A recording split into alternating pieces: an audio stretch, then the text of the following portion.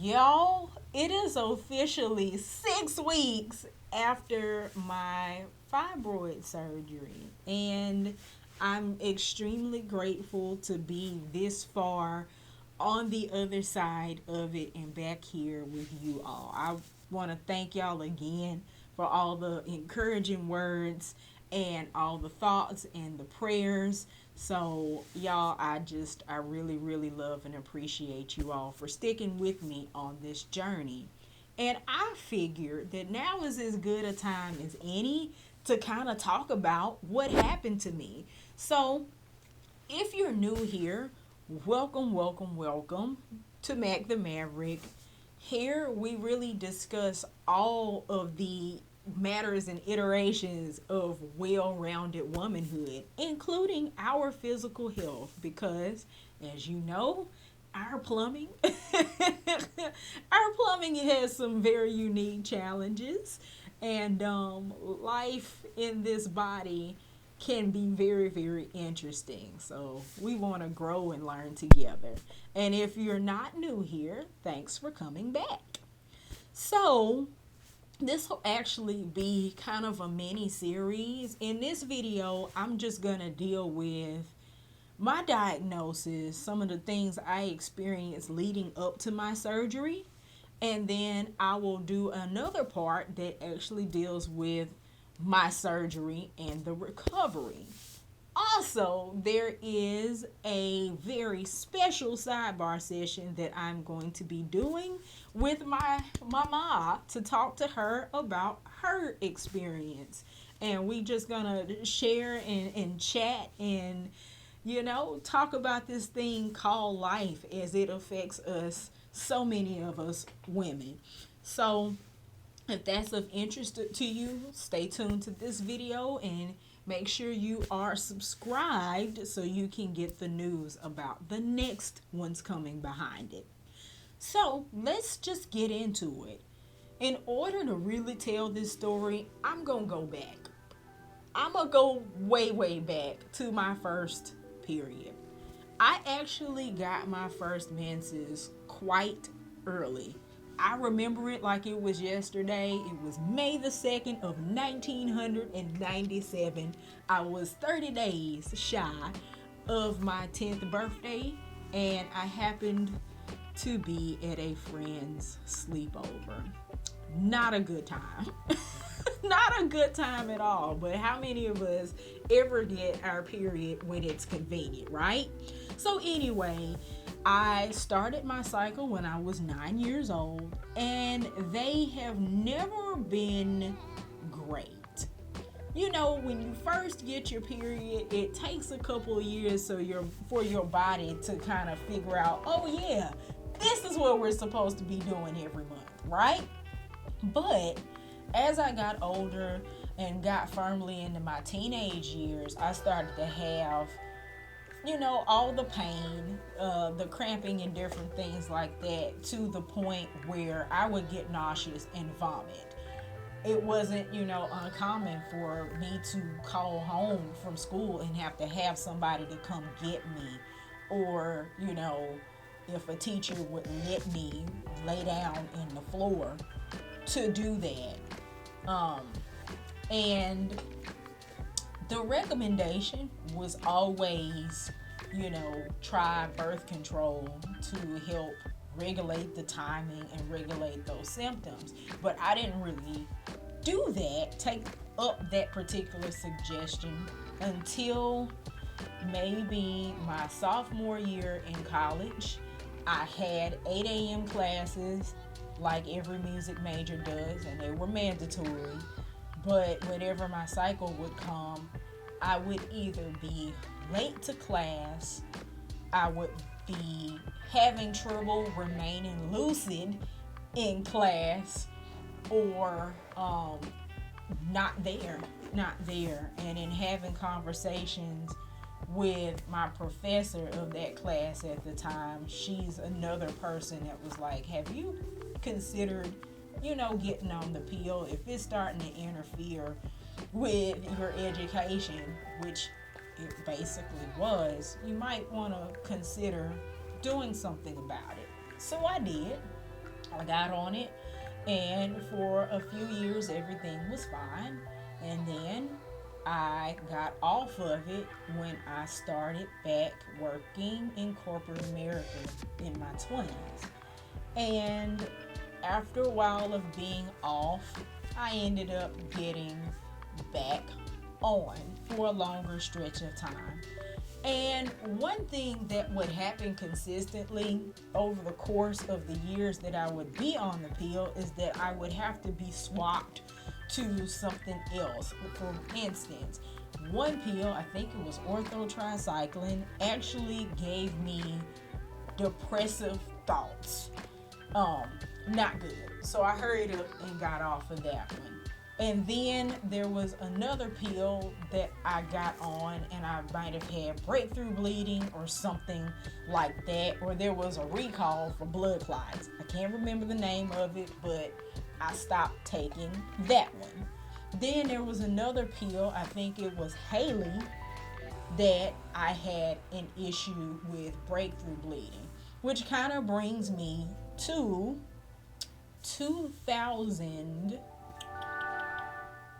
2019, maybe 18 or 19. Anyway, my doctor at the time, I told him what was going on when I came to my annual, and he sent me off to get an ultrasound. Came back and read it, and of course they found fibroids. I wasn't surprised about that, just given my family history of it. But at the time, he was like, nothing to really worry about. We'll just change your pill. And to be honest, that didn't necessarily sit 100% right with me, but I didn't let it worry me too much. I had been looking for a reason and an opportunity to switch doctors, and that was kind of the last straw. But anywho, I just kind of watched them for a little while. So 2019, I have gone on with my life. I've gotten married. I am doing okay until one day I'm on a conference call, which was the majority of what I did during the day at that time. And I was in the middle of chairing a meeting when I had suddenly, out of nowhere, the worst pain I've ever had in my life and some of the worst bleeding I had ever seen in my life. And all of a sudden, I found myself in the middle of a meeting that probably had 45, 50 people on it. I'm leading this call, laying on the floor in a pool of my own blood, trying to hurry up and get everybody off the phone so that I can take some drugs and get in the shower. Thank God I was at home when this happened, but it was terrible and it needed to be addressed immediately. So I went to my doctor, and first thing they did was swap my pill. But they also sent me off for an ultrasound. And there they found fibroids, and they weren't that big. They weren't that big. I remember them kind of having trouble measuring them. There were multiple, but they were kind of small. So I came back and had the results read, and my doctor was like, don't really worry about it. We'll just watch and see. And to be honest, I'm not terribly sure that really sat 100% well with me, but I had been looking for a reason or an opportunity to change doctors anyway, and that was kind of like the nail in the coffin for me to do it. So fast forward to 2020, when I have changed my medical staff and gone to a new practice. I went and saw my NP for my annual, and she kind of felt my abdomen and noticed that it was swollen. You know, she did the exam and everything, and it felt enlarged in there. And I told her my symptoms, which had escalated at this point. Not only was I starting back having pain on my cycles, my menstrual cycles were patchy in terms of the flow.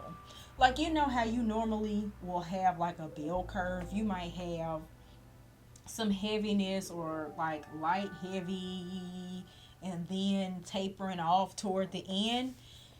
I would have like a heavy day and then nothing, and then a light day and then nothing, and then a medium day and then nothing, and then I'm thinking that I'm done, and then all of a sudden out of nowhere 2 days later I would have a heavy day.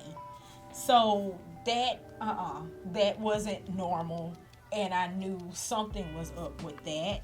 Also, my bladder, I was up and down all night. I never got a good night's sleep because I kept having to go to the bathroom all day. Like every 20 minutes, I'm having to go. And then, newlyweds, my intimate times were getting increasingly more painful, which is also not normal. So she immediately sent me off like the next day to get an ultrasound, and came back and read it, and sure enough, my fibroids had grown. There were 3 of them. One was about the size of a plum, and then 2 were about the size of a strawberry apiece, and those were the ones that they measured. For context, your uterus is roughly the size of a fist, so imagine that fist trying to hold a plum and these strawberries and whatever else is in there. So it was like 10 or 11 centimeters total recorded. And because my husband and I want to conceive, she recommended me and him to the Nashville Fertility Center, where I hooked up with a reproductive endocrinologist that not only specializes in the treatment of fibroids and issues of that sort, but is also adept at fertility stuff. So I knew and had a confidence that not only would she help me with the matter at hand, she would be sensitive to the fact that I want to preserve my uterus and try to preserve my ability to have children in the future. So I showed up for my appointment with Dr. Van Herden, and she sat down and explained to me kind of, what this condition is and what some of the treatment options and things are, and did yet another ultrasound so she could see for herself what was going on. And immediately I could kind of see the concern on her face. She didn't say a whole lot about the size of them or a lot about, the location, but she did know calcification of some of my fibroids where they had grown and died. And she, asked me different questions like, are you having trouble doing number 2? Because evidently she saw fibroids that could have been impacting that. And she said, I see exactly why you're having trouble with your bladder, which is concerning as that is. There's something comforting about being seen and being validated.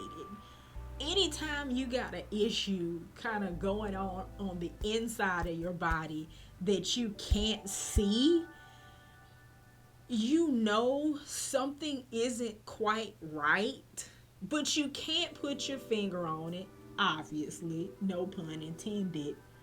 And you have the tendency to say, maybe it's in my head, or maybe I'm making too big a deal out of it. And that in turn caused me not to push for a whole lot of answers in the first place.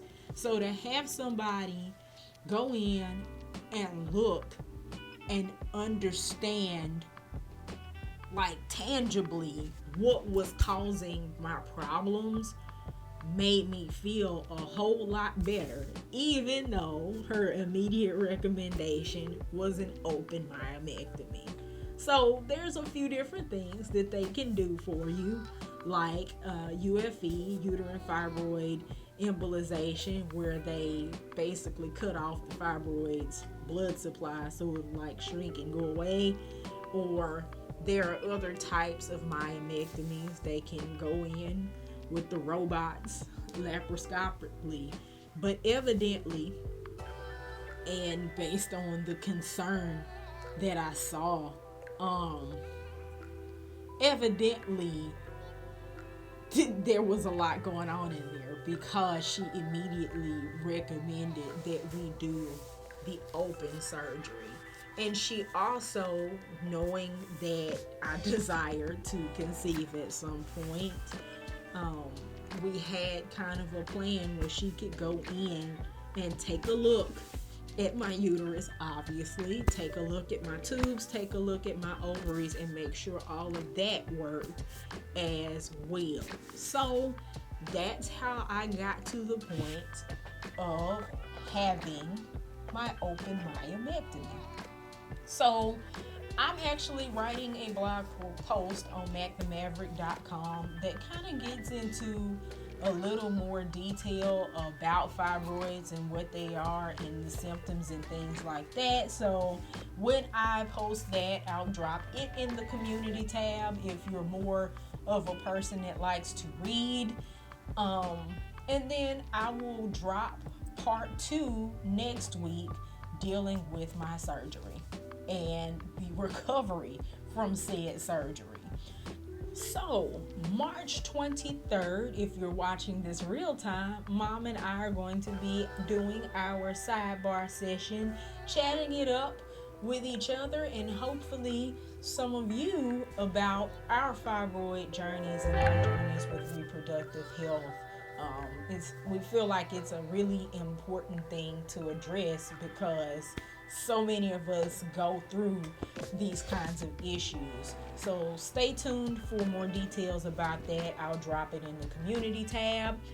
Also, if you're watching this in replay, you can always check that out at the Sweet Tea Gems YouTube channel, or on the Sweet Tea Gems podcast that you can get on Spotify, Google Podcast, and Amazon, all the places that you listen to your favorite content. So with that being said, you all, please do what you love what you do, and don't forget to care for yourself too, because you are special and you are too important. And I will see you guys for part 2.